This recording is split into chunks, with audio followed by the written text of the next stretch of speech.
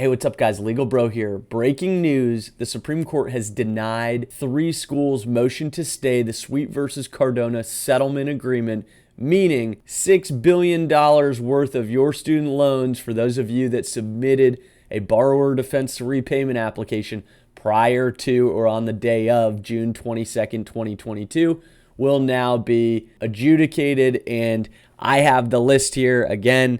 Based on the Sweet versus Cardona settlement agreement, if your school was on this list and you either submitted a borrower defense to repayment application on or before June 22nd, 2022, then obviously your loans would fall into the discharge category. If you submitted your borrower defense to repayment application after June 22nd, 2022, but before the final hearing in this case, then you are part of the post class and you are going to have to wait around for like the next 3 years to figure out if your loans are going to be discharged. Either way, huge day for about 500,000 consumers that were involved in this class action settlement. The only people that objected to this settlement were the same schools that were identified, as the Department of Education put it, as predatory schools. So no shock there. If you recall how we got to this point, once the settlement was approved by the court out in California, there were a few schools that filed a motion to stay. The California District Court denied that motion to stay. The 3 schools appealed it up to the Ninth Circuit Court of Appeal. The Ninth Circuit denied their stay. And yesterday, Justice Kagan entered an order. I guess this is what happens when the court just has way too many other things to do. They issued an order, just a 1 sentence, just denying their request to stay, meaning the settlement is fully approved and moving forward.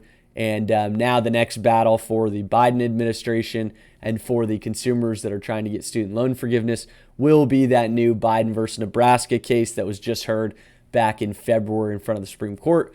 In that case, what happened is you have a number of state attorney generals that have filed cases saying that this law is going to affect businesses in their state, primarily Mohila. You're not going to see me shed a single tear for companies like Mohila. No.